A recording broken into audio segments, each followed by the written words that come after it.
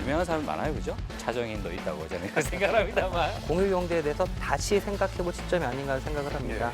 누가 먼저 깃발을 꽂느냐. 아무것도 안 하는 회사예요. 공유 경제 플랫폼이자 IoT의 플랫폼. 그게 공유 경제의 다는 아니다. 한 주간의 주요 IT 뉴스를 정리하는 위클리 T시간. 방송 보고 계시는 허지웅 씨 정말 죄송합니다. 이거는 제 의도와 다르게 이 자리를 빌어서 국민의 비를 사랑해 주셨는데 명절에 고생하신 분들께 정말 고기 좋겠습니다. 약간 천기누설 같은 정보를 들었어요. 저는 계속해서 보기 거북하게 방송하겠다는 알겠습니다. 점. 예. 글을 하나 올렸는데 그 글이 이렇게 심각한 상황을 만들어낼지 몰랐습니다. 엄마와 와이프와 내비게이션만 자제하고 만나겠어요. 저는 이런 걸 지금 처음 봤습니다. 이 사람 지금부터 모자이크 처리하세요. 모자이크 처리하세요. 조금 이제 부자니까 단 한 분의 시청자분들을 위해서라도 방송을 쉬지 않습니다. 아무런 관계는 없습니다, 이 회사랑. 꿈에서나 볼 만한 그런 이게 얼마나 현실 가능한 이야기인지는 방청객이 있으면 좋겠어요. 자, 진짜 물어보고 싶어요. 자, 알았어요.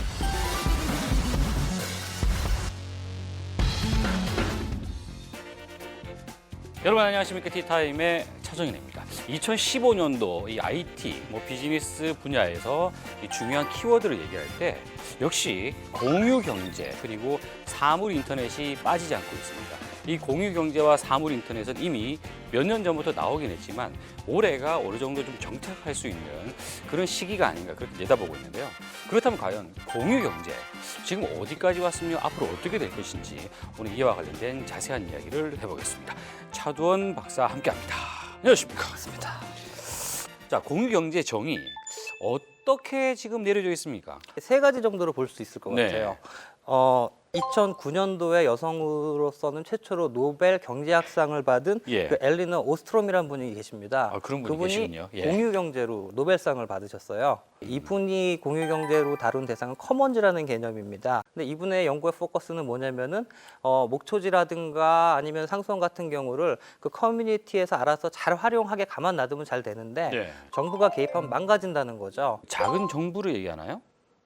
정부가 작은- 크게 관여하지 않아도 알아서 잘 돌아간다. 현재 공유 경제는 이제 상업적 디지털 공유 경제라고 우버라든가 그 에어비앤비를 얘기하잖아요. 이런 기업들도 이런 서비스가 처음 하는 건 아닙니다. 사실은 기존의 어떤 커뮤니티, 소규모 그룹이라든가 지역 중심으로 계속 유지가 됐던 거거든요. 예, 그렇죠. 20, 30대 층을 중심으로 해서 협력적 소비라는 이런 개념이 나오고 그 개념을 이제 등에 업고 이런 기업들이 글로벌 대상으로 이제 그 비즈니스를 펼치면서 공유 경제가 현재 이 개념이 대표적으로 이제 받아들이지고 있는 거죠. 그 무서운 인터넷이 이제 전 세계적으로 보급이 많이 되고 SNS가 확대되는 시점이거든요. 이들과 맞물려서 사실은 현재 그 상업적 공유 경제는 전 세계로 이제 퍼져 나가고 있습니다. 그렇군요. 그럼 첫 번째는 그 커먼즈 중심의 공유 경제 네, 개념이고 네. 두 번째는 이제 상업적 공유 네. 경제, 디지털 공유 경제 네, 네. 이렇게 얘기한다는 얘기고 그리고 네. 또 한 가지가 더 있더군요. 예, 마지막으로 지금 사물 인터넷하고 공유 경제하고 묶인 것은 사실은 그 제러미 리프킨 교수의 최근 발간된 책이죠. 그 한계 비용 제로 사회. 예. 그 속에서 이제 한 2050년 경에는 사물 인터넷이 모든 한계 비용을 제로로 만들면서 자본주의를 꺾고 공유 경제가 전 세계의 경제 패러다임으로 등장한다라는 이런 하나의 예측을 하면서 이제 그분의 공유 경제가 각광을 받게 된 거죠. 긍정적인 사례가 있다라고 하면 어떤 걸까요? 저는 교육 쪽을 좀 말씀을 드리고 싶어요. 교육. 뉴욕 타임즈가 대중을 위한 아이비 리그라고 이제 얘기를 한 무크 관련해서 좀 말씀을 드리고 싶은데요. 네. 실제로 MIT하고 그다음에 이제 하버드하고 한 3천만 달러, 약 우리나라 돈 300억씩 투자를 해서 예. edX라는 이제 비영리 법인을 만들었고 그다음에 이제 초중고등학교 학생들을 대상으로 이제 무료로 콘텐츠를 공유하는 칸 아카데미가 있습니다. 그리고 또 실제로 그 스타트업 실리콘밸리에서 시작된 스타트업 같은 경우에는 이제 코세라 같은 경우가 있고 그다음에 유다시티라는 이제 기업이 있는데요. 예. 코세라 같은 경우에는 약 110개 대학에 600여 강좌를 가지고 전 세계 한 600만 명 정도가 수강을 하고 있습니다. 대학이네요. 네네. 근데 이제 굉장히 유명한 대학 콘텐츠를 그 공유를 하고 있는데요. 실제적으로 저개발국이라든가 개발도상국이라든가 어떤 고급 컨텐츠를 굉장히 접근하기 어려운 분들, 그리고 뭐 어느 나라나 마찬가지지만 재교육이 필요한 직장인 분들한테는 이제 굉장히 중요한 하나의 교육 수단이 될 수가 있겠죠. 디지털 공유경제, 상업적 공유경제 개념에서는 지금 이제 뭐 불법이다, 그리고 네. 논란이 되고 있는 그런 사례들도 네, 분명히 네, 있어요. 네, 네. 대표적인 건 뭐 잘 아시다시피 우버하고 에어비앤비죠. 예. 근데 이제 그 불법과 사실은 타협이 같이 진행이 되고 있습니다. 뭐 예를 들면은 그 우버 같은 경우에는 스스로 일본에서는 동경을 제외한 지역에서는 여행사로 등록을 했습니다. 합법적으로 이제 그 비즈니스를 하고 있습니다. 그리고 이제 에어비앤비도 세금 탈세 논란이 있는데 유럽이나 미국을 중심으로 그 호텔세, 호텔 텍스를 납부하는 방안을 계속 검토를 하고 있고요. 이제 우버 같은 경우에 제도권 밖에 있다 보니까 세금 문제도 생기고 그다음에 이제 진입 장벽이 굉장히 낮다 보니까 지금 뭐 개인 택시 분들이 반대를 하시지만 실제적으로 기업 택시 분들이 진입을 할 수 있거든요. 두 가지 시각이 이제 공존을 하고 있잖아요. 혁신이다, 불법이다. 혁신이냐 아니면 불법이냐. 네. 이 뭔가 새로운 어떤 개념이 등장할 때마다 또 피할 수 없는, 어떻게 보면 그렇죠. 통과 의례일 수도 있고 맞습니다. 또 뭐 겪어야 될 수밖에 없는 그런 과정인데 네네. 잘 타협을 해야죠. 그렇죠. 그죠? 예. 사물 인터넷을 이제 빼놓고 가기 네. 힘들다. 어떻게 보십니까? 우버하고 지금 구글하고 말씀을 좀 드리고 싶은데요. 서로 싸우고 있지 않나요, 지금? 네, 그렇죠. 우버 같은 경우에는 사업 초기에 구글에서 약 2,800억 정도를 투자를 받았어요. 그러니까 구글도 계속 생각을 했던 게 무인 자동차를 개발을 해서 택시라든가 택배라든가 다양한 부분에 사실은 그 적용할 수 있는 걸 생각을 예, 했는데 우버가 네. 무인 자동차를 한다고요? 현재 우버가 기업 가치가 42조잖아요. 네. 현대 자동차 주가 시가총액이 약 38조 정도입니다. 굉장히 거대 기업이 돼 버렸어요. 이야, 2009년도에 셋업됐지만 하시고 보면 우버는 네. 아무것도 안 하는 회사예요. 앱밖에 그냥 없죠. 서비스를 만드는 그렇죠. 플랫폼을 만드는 회사에 불과한 건데. 그렇죠. 그러다 보니까 이제 서로 이제 좀 붙어가지고 과연 사물 인터넷과 공유 경제의 교집합인 무인 자동차, 택시, 택배 등의 기능에 누가 먼저 깃발을 꽂느냐 전쟁이 붙은 거죠. 무인차는 그러면 곧 공유 경제 플랫폼이다, 이렇게 이야기해도 됩니까? 공유 경제 플랫폼이자 IoT의 플랫폼이라고 이제 생각을 합니다. 공유 경제의 미래? 네. 어떻게 예상할 수가 있겠습니까? 이번 올해 뭐 CES에서 포드 같은 경우에는 자신들이 공유 경제를 하겠다고 이제 뭐 카스왑이라든가 뭐 카드라이빙 온 디맨드 같은 서비스 모델을 내놨거든요. 네. 국내 대기업들도 좀 이렇게 뵈면은 아직까지 구체적인 계획은 없지만 이게 과연 앞으로 기술과 경제, 돈이 되는 하나의 패러다임인지에 대한 검토를 시작을 했고 구체적으로 자신들이 진입할 수 있는 부분을 찾는 기업들도 이제 나오고 있습니다. 공유 경제가 단순히 소비재나 차 중심이 아니라 좀 더 다양한 분야로 사실은 이제 앞으로 더 발굴이 되지 않을까 하는 지금이 이제 그런 시점이라고 생각을 하고요. 예. 중소기업이라든가 이제 굉장히 뭐 스타트업이라든가 활용할 수 있는 기반이 마련은 되고 있는 것 같습니다. 그렇군요. 네. 딱 정해진 답은 없습니다. 공유 경제가 뭐다라고 정해진 건 없는데 티타임에서 이런 이야기를 하는 이유는 결국은 공유 경제도 IT를 기반으로 한다라는 그런 측면을 보여드리기 위해서 이렇게 하는 건데, 앞으로 또 이 관련된 뉴스나 이런 걸 정보나 이런 네. 뉴스를 접하실 때 여기 IT랑 무슨 관계가 있지라고 생각해서 한번 잘 보시면 좀 더 재미나게 이해할 수 있을 거라는 생각입니다. 자, 오늘 짧은 시간 이야기하신다고 대단히 고생하셨습니다. 고맙습니다. 감사합니다.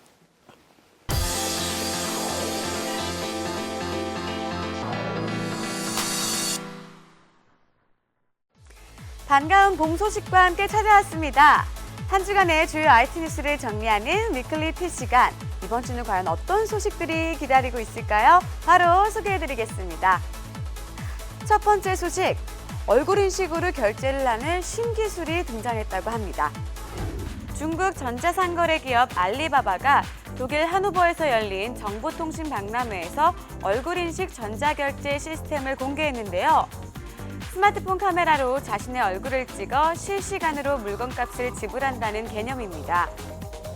신기술을 알리고자 알리바바의 마윈 회장은 현장에서 직접 시연을 했는데요. 자체 결제 시스템인 알리페이를 통해 얼굴 인증을 하고 기념 우표를 20유로에 구매했다고 합니다. 예전에는 일일이 비밀번호를 입력하던 번거로웠던 일이 이제는 지문 인식 그리고 얼굴 인식으로 간편하게 결제 서비스를 이용할 수 있게 됐네요. 언제 상용할지 알 수 없지만 보안 문제가 잘 해결된다면 재미있을 것 같기도 하네요. 알리바바가 아직 정식 서비스를 언제 시작할지 공개하지는 않았는데요. 그런데요, 쌍둥이나 비슷하게 생긴 사람들은 어떻게 할까요? 괜히 호기심이 생기네요. 한국 마이크로소프트가 기자간담회를 통해 40여 가지의 디바이스를 소개하며 윈도우 디바이스 확산 전략을 발표했습니다. 앱, 데이터, 소셜 네트워크 등 일상생활과 디지털 업무의 연관성을 접목시켜 소비자들에게 최적화된 경험을 제공할 계획이라고 하는데요. 특히 들고 다니는 초소형 스틱 PC를 소개하면서 향후 출시될 윈도우 10을 탑재한 사물 인터넷 디바이스의 지원 계획도 밝혔습니다. 모든 형태의 디바이스에서 일관된 사용자 경험을 제공하겠다고 당당히 목표를 밝힌 마이크로소프트의 비전. 앞으로 어떻게 디바이스 생태계를 구축해 나갈지 지켜봐야겠습니다. 초소형부터 일반 PC까지 언제 어디서든 일관된 경험을 제공한다고 하지만 생각해보면 언제 어디서든 일만 하는 이 씁쓸한 느낌은 뭘까요? 쉴 때는 쉬어야 합니다. 열심히 일한 자요, PC를 끕시다! 전 세계를 상대로 하는 소셜 네트워크 서비스 페이스북이 세계 각국 정부의 요청 건수를 집계 발표했는데요. 먼저 콘텐츠 삭제 요청을 보면 인도가 전체 60%를 차지하며 가장 많았고 터키가 37.3%로 뒤를 이었다고 합니다. 이 두 나라를 합치면 97.4%로 사실상 대부분의 검열을 처리한 셈입니다. 한편 한국은 콘텐츠 제한을 요청한 사례가 없었다고 하네요. 반면 페이스북에 계정 정보를 요구하는 경우도 있었는데요. 미국이 가장 많은 요청수를 기록한 한편 한국은 총 14회의 요청을 통해 29개 계정에 대한 정보를 페이스북에 요구했다고 합니다. 한편 페이스북은 개인의 권리와 자유가 침해되지 않도록 정부 감시 체계에 대한 간섭을 계속할 것이라고 입장을 밝혔습니다. 세계 각국 정부에서도 주시하고 있는 SNS의 위세. 조금 두렵기도 하지만 정말 대단하네요. 등장한 이후 많은 사람들의 시선을 한 번에 사로잡았던 3D 프린터. 그 놀라운 기술력을 가까이서 만나볼 수 있는 기회가 있었는데요. 지난 16일부터 18일까지 여의도 국회의원회관에서 3D 프린팅 메이커스 페스티벌이 진행되었습니다. 새누리당 배덕광 의원 주최로 열린 이번 행사에서는 각 요일별로 세미나와 토론회를 비롯해 직접 3D 프린터를 체험할 수 있는 기회를 가질 수 있었는데요. 한층 가까이 다가오고 있는 3D 프린터의 놀라운 기술력. 앞으로 어떻게 진화할지 더욱 기대해 보겠습니다. 지난 티타임에서 3D 프린터를 소개한 적 있었는데요. 속옷이며 초콜릿까지 척척 만들어내 깜짝 놀랐었죠. 여러분은 3D 프린터로 무엇을 만들고 싶으신가요? 저는 남자친구 하나 만들고 싶습니다. 이번 한 주도 눈이 번쩍 귀가 쫑긋하는 소식들이 많았는데요. 다음 주에도 더 알찬 IT 소식 전해드리도록 하겠습니다. 그럼 다음 주에 또 만나요. 안녕!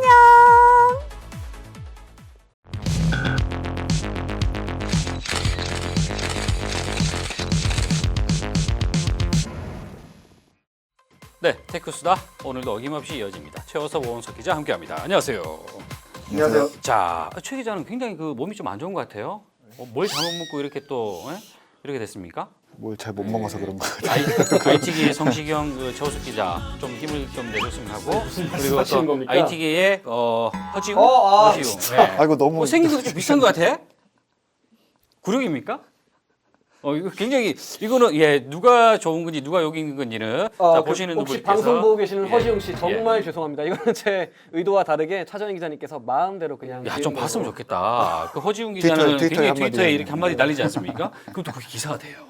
야, 오원석 저기. 맞아. 아니 그 차정희 기자님께서 제가 좀 약간 좀 변호를 하자면 예. 저한테 뭐 그렇게 말씀하신 이유가 있어요. 그렇죠. 저번 주에 나간 테크수다에 댓글이 딱 하나 달렸는데 그 댓글이 오 모시기 기자 방송에 좀 안 나오게 해주세요. 네. 보기 거북합니다. 시청하기 거북하다. 뭐 이렇게 얘기했는데 저희는 어쨌든 뭐 그걸 계속 지향하기 때문에 계속해서 이렇게 한다라는 점 말씀을 드리고요. 저는 사실은- 계속해서 보기 거북하게 방송하겠다는 알겠습니다. 점. 예.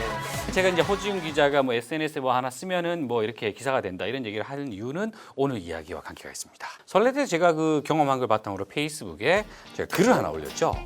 글을 하나 올렸는데 그 글이 이렇게 아주 심각한 상황을 만들어낼지 몰랐습니다. 제가 인천에 살지 않습니까? 인천에서 이제 저랑 아버지랑 아버지가 있어요. 기대를 가지고 부산으로 딱 가보는데 팀을 딱 눌렀단 말이죠. 딱 가서 자 가자 했더니 역시 이렇게 교통 상황을 반영해서 안내를 해주더란 말이죠. 핵심은 이거죠. 내가 쓰는 페이스북에 그게 기사로 좀 인용이 됐다. 네, 아. 제대로 보고 있어요. 하지만 네. 그 기사에서는 직장인 차모 씨로 나왔다는 거예요. 네. 시간 내비게이션이라고 하는 거 결국 IT 아니겠습니까?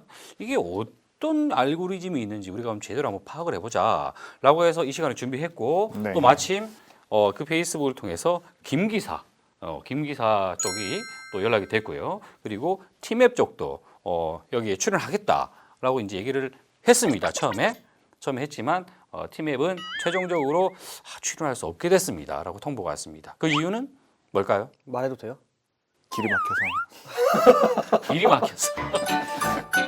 내비게이션 실제로 어떻게 작동을 하는지 우리가 알고나 쓰자라는 게 오늘 이 시간 인주 취지인데 잘 모르시죠? 공부 많이 해왔습니다. 저는 그 오 기자가 준비해온 줄 모르고 제가 특별한 손님을 한 분 또 초청했습니다. 내가 말하고 싶은데. 예, 예. 좀 이따 같이 얘기하세요. 그러면 자, 아니 전문가 모셔놓고 같이 말하라 그러면. 아니 누가 더 전문가인지 보면 알죠. 자, IT 전문 기자와 실제 내비게이션을 만드는 분과 어떤 차이가 있는지 제가 오늘 확실하게 눈으로 확인하는 시간을 갖도록 오늘 하겠습니다. 구신하고 떡이나 저희가 자 특별히 초청했습니다. 김 기사 나오시죠.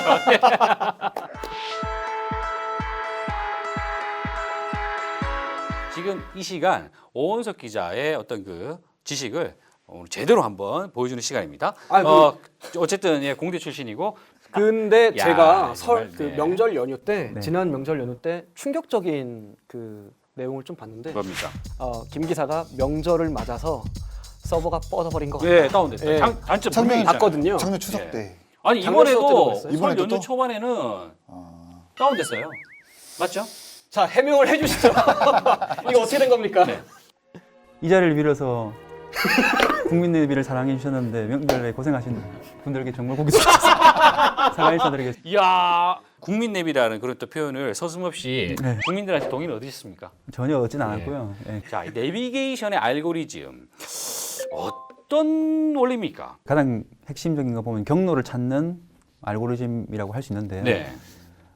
경로라는 것은 이 지도를 기존에 있는 지도를 수치화해서 결국 점과 좌표로 이어서 만드는 단위를 이제 노드와 링크라는 단위로 구분이 됩니다. 로드와 링크. 예, 그 노드는 점과 점을 말하는 거고요. 링크는 그 점을 잇는 선을 말하는 건데 결국 도로를 노드와 링크로 표현을 하게 됩니다. 그래서 도로를 노드와 링크로 표현하게 되면 어디로 회전이 될지 어디로 회전이 안 될지 그런 정보도 같이 들어가게 되는데요. 예. 가장 가까운 거리를 찾는 것을 기본 알고리즘을 하는데 실시간 교통 정보가 되면 그 거리가 아니라 교통 정보, 즉 통과하는 시간이 최소인 단위를 찾는 알고리즘이 됩니다. 그 알고리즘을 통해서 가장 빠른 길을 찾게 되는데요. 단순히 그냥 가장 빠른 길만 찾게 되면 말씀하신 대로 막 골목길로 간다든지 아니면 뭐 경로가 너무 복잡해진다든지 하는 문제가 있으니까 결국은 도로의 특성, 도로의 폭, 도로의 종류 이런 것들을 같이 종합적으로 고려해서 사용자한테 가장 최적화된 그리고 가장 빠른 길을 안내해주는 형태의 알고리즘이 기본이라 할 수 있겠습니다. 그래요. 오 기자가 이거 좀 쉽게 얘기해 주시죠. 저는 더 어렵게 얘기하려고 했는데 노드는 그냥 차가 회전할 수 있는 어떤 뭐 교차로, 삼거리, 네거리 이런 거라고 보시면 되고요. 링크는 그냥 쉽게 말해서 일직선 도로라고 보시면 되고. 근데 저 좀 궁금한 게 하나 있는데 예. 팀앱이랑 김 기사가 같은 지도를 쓰고 있다고 알고 있거든요. 근데 그 최종 목적지까지 가는 경로나 또 도착 시간 같은데 차이가 좀 있는 거는 뭐 좀 어떤 이유 때문일까요? 실제로 KBS 여기서 네. 부산을 한번 찍은 다음에 네. 지금 두 내비게이션이 시간을 어떻게, 경로를 어떻게 안내해주나 비교해보면 되게 재밌을 것 같지 않나요? 찍겠습니다. 부산역을. 자, 나왔습니다. 팀앱은 나왔는데요. 최저길 안내 406km고 4시간 59분 걸린다고 나왔네요. 4시간 몇 분이요? 59분. 4시간 45분 400km. 45분? 네. 상세 경로를 좀 볼까요? 그게 좀 다 원활 표시가 되는데 중간에 여기 여주 제이시에서 서행이라고 떴죠. 여기는 여주 그 교차로에서 여주가 원활이네요. 예. 교통 정보를 읽어드리는 데서 분명히 조금씩 차이가 있어요. 이 이유는 왜 그런 겁니까? 그 재료는 같다고 해도 요리하는 게 달라지지 않습니까? 그래서 저희가 원로를 사실은 SK로부터 구매를 해서 사용을 하고 있고요. 맵을? 예. 그러면 그 위에 저희가 저희 자체 데이터로 가공을 하고 그 위에 자체 알고리즘을 얹고 그 위에 저희가 자체 교통 정보를 얹어서 예. 이제 저희 서비스를 하게 되는 것이죠. 그러면 어쨌든 제가 궁금한 거는 이제 김 기사 같은 경우는 어떻게 그걸 분석하느냐의 얘기인데 네. 그거는 지금 기밀이라고 말씀 못 하신다는 얘기죠. 예. 참고로 그냥 사용자가 많아질수록 예. 품질은 좋아진다 이렇게 정리를 해드리겠습니다. 안내하는 곳으로 다 몰려서 거기에 막힌다라고 실제로 도로교통공사에 있는 분께서 그렇게 얘기를 했다고 제 페이스북 댓글에 그게 나와 있습니다. 아니 이런 현상은 어떻게 할까요? 아예 페이스북 주소도 여기 이제 좀 써줘. 네, 나갑니다. 예. 물론 내비게이션이 빠른 길만 이제 원활한 길만 안내를 하기 때문에 그쪽으로 몰릴 가능성이 있지만 결국은 이제 다음 사람들이 사용하는 경로 때는 다시 원하는 쪽으로 경로를 탐색을 시키기 때문에 교통이 결과적으로는 보면 분산시키는 효과가 있다고 말씀드립니다. 분산을 했는데 왜 이렇게 막히냐고요. 차가 많으니까 서울이야. 네. 지금 차정희 기자님께서 계속 이해를 못 하시는데 통신형 내비게이션의 정보 수집은 어디서 합니까? 이렇게 이러시는데 옆에서 답답해 죽겠네요 진짜. 아니 그러니까 도로공사에서 주는 정보를 받아서 사용자가 도로를 이용하면 네. 그 사용자 정보가 서버로 올라가서 그게 이제 적절한 알고리즘으로 그게 무엇인지 밝히지는 않았지만 적절한 알고리즘으로 계산이 돼서 다시 이제 사용자한테 내려지는. 그러면 그 사용자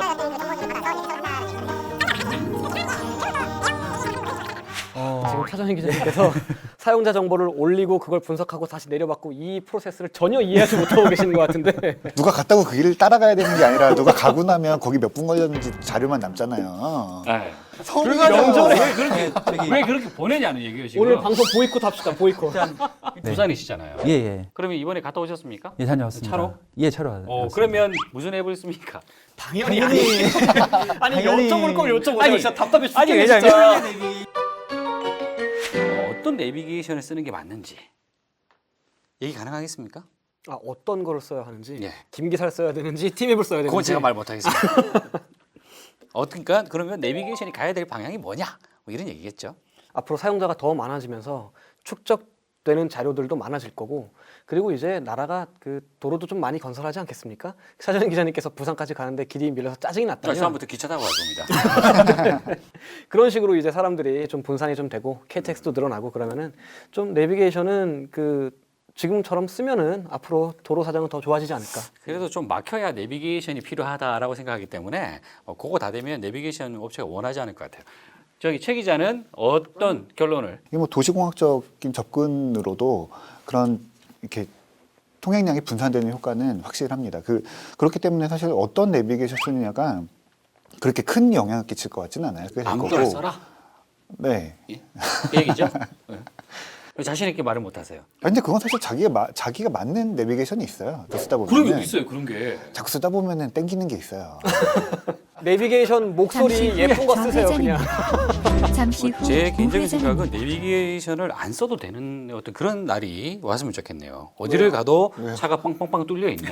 그 내비게이션을 쓰는 이유가 막히지 않는 길을 찾는 어떤 그 중요한 목적이 예. 있지만 초행길이라든지 아하. 예, 모르는 길 찾을 때는 내비게이션 필요하죠. 그렇군요. 그럼요. 야 오늘 맞는 말을 좀 많이 하시는 것 같아요. 아, 오늘 굉장히 좀 이해를 못 하시는 것 같아요.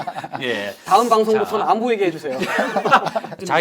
자기가 마음에 드는 목소리 이런 것도 더 재미삼아 한번 찾아보는 거 그런 것도 필요할 거라는 생각입니다. 자 오늘 짧은 시간 괜찮으셨죠? 예, 너무 정신이 없으셨잖아요. 예, 정이 좋은데. 예, 코너를 잘못 출연하신 것 같아요. 자 오늘 이야기하시다고 대단히 고생하셨습니다. 예.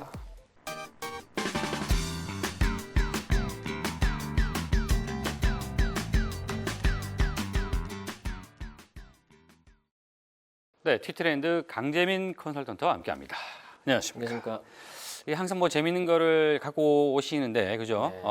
요즘 좀 뜸했어요. 오늘 한 가지가 약간 좀 보이긴 하는데 그렇습니다. 자 오늘 아이템 어떤 겁니까? 예, 오늘 첫 번째 소개해드릴 아이템은요. 음. 저희가 사실 해외 여행이나 뭐 국내 여행이든 갈 때 이제 호텔을 예약을 하지 않습니까? 합니까? 하죠. 저도 뭐 여행사 통해서 하는 거 아니에요? 그게 이제 차 기자님은 네. 조금 이제 부자니까 알아서 해라. 나는 네. 야, 저기 큰일 날 말씀을. 저는요, 일 1년에 해외여행을 네. 한 번도 못 가요. 왜냐하면 해외여행을 가면 네. 티타임을 못 하게 되지 않습니까? 저는 단 한 분의 시청자분들을 위해서라도 방송을 쉬지 않습니다. 호텔 예약을 도와주는 사이트들이 굉장히 많은데 이런 업계에 제가 생각했을 때 거의 끝판왕격인 서비스가 등장을 했어요. 끝판왕?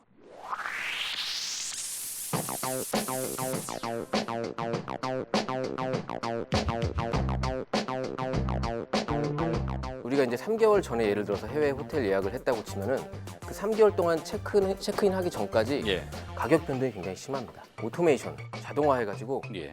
거의 24시간 모니터링, 체크인하기 바로 전까지 모니터링을 해서 만약에 가격이 굉장히 싸졌다. 여기서 말하는 기준은 너가 20%의 그 호텔 예약비를 줄일 수 있다면은 그때 우리가 자동으로 그걸 예약을 해주고 너가 기존에 예약했던 그 예약은 자동으로 우리가 취소를 해준다. 사람이 하는 게 아니라 자동으로 자기네들이 그런 어떤 엔진을 돌려서 예. 그런 가격이 굉장히 많이 떨어졌다 싶으면은 바로 예약을 하고 할 수 있도록 진행을 하는데요. 아이디어 자체가 굉장히 마음에 들었던 것 중에 하나는 이 프로세스가 굉장히 심플해요. 막 가입하고 뭐 들어가서 확인하고 이런 게 아니라 예. 내가 예약을 할 때, 호텔 예약을 할 때 보통 컨퍼메이션을 하는 이메일을 받습니다. 네. 그 예약 확인 메일이죠, 그렇죠. 보통. 그래서 그 호텔에서 예약 확인 메일이 날라오는데 그거를 바로 이 회사의 이제 계정이 있습니다. 이메일 계정으로 포워딩을 해서 이메일로 보내주면 돼요. 이게 좀 활성화가 되면은 조금 뭐랄까요, 굉장히 싫어할 수 있겠죠. 일단 아까 호텔 말씀드린- 입장에서는요. 예. 일단 아까 말씀드린 호텔 어그리게이터들은 가격 수익 자체가 잃어버리는 거가 되고요. 그리고 호텔 뭐 체인들 있지 않습니까? 그러네. 거대 호텔 체인들은 관리 비용이 굉장히 늘어나겠죠. 막 수시로 막 부킹이 변동되고 이러면 그렇네요. 예, 관리 비용이 굉장히 예. 늘어날 수 있어서 제가 봤을 때는 호텔 업계에 이게 만약에 활성화가 된다면 공공의 적이 될 수도 공공의 적이 될 수 예, 있겠네요. 그런 뭐 아이템입니다. 호텔 예약업계의 끝판왕이라기보다는 예. 호텔 예약업계의 이단아, 그렇죠. 호텔 예약업계에서 없어져야 할 대상, 뭐 이렇게 하지만 되지 않을까 하는. 저는 마음에 듭니다. 예. 사실 우리 소비자들이 마음에 들어하는 건 오래 못 가요. 수익 모델은. 고객이 만약에 20% 이상 절감을 했다. 네. 비용을 그러면 그 중에서 20%를 자기네들이 수수료로 가져갑니다. 그렇기 때문에 그 절감한 금액에서 한마디로 참 예. 남이 만들어 온 이 어떤 서비스 영역에서 또 한 번 치고 들어가서 예. 고객을 뺏어오는. 그런데 그렇죠. 근데 고객 입장에서 나쁠 게 없는 게요. 내가 이미 절감했어. 얘네 예. 덕분에 20%를 절감했기 때문에 여기서 뭐 20%를 떼어주는 것 자체가 그게 큰 비용이 아닌 거죠. 이게 얼마나 현실 가능한 이야기인지는 제가- 모르겠어요. 저로서는. 예. 저로서는 모르겠습니다. 알겠습니다. 예. 아무튼 이 아이디어 이랬다는 거 그 정도만 좀 알면 되겠다는 예. 생각이 드네요. 자, 두 번째 아이템은 어떤 거죠? 우리가 뭐 AA다, AAA다 예. 이런 건전지 지금도 많이 쓰고 있는데요. 많이 쓰죠. 일회용 건전지. 예, 이 건전지를 500개 산 거와 똑같은 효과를 낼 수 있다는 몬스터 건전지가 나왔습니다.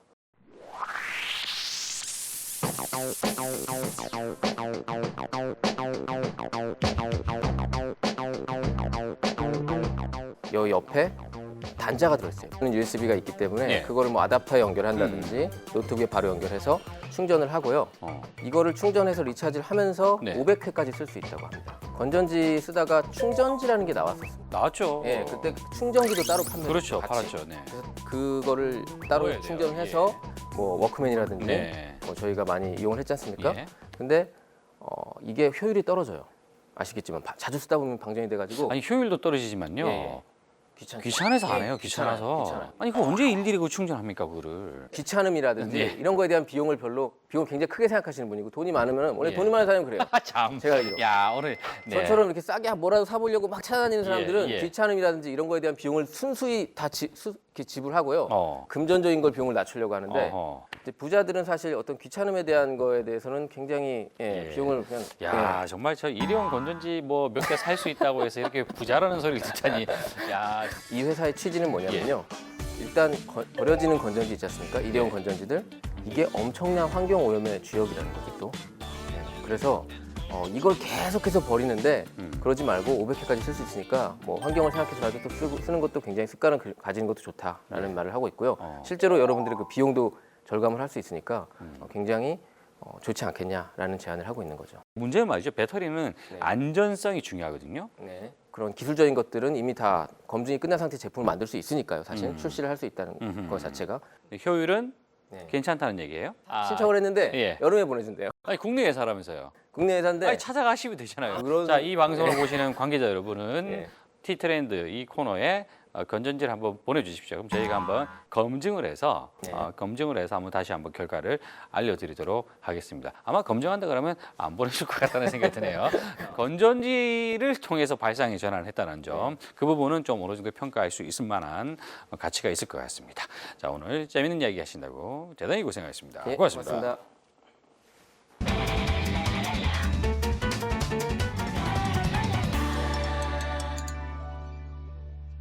네, 티타임 오늘은 이 공유 경제 관련된 이야기를 해봤습니다. 지금 현재 나와 있는 게 딱 이것이 정답이다라고 말할 수는 없다라는 걸 확인했는데요. 앞으로 미래 사회에 IT 비즈니스 모델은 공유 경제 이걸 어떻게 활용하느냐에 달려 있는 것 같습니다. 다음 주에 더 좋은 이슈로 찾아뵙겠습니다. 고맙습니다.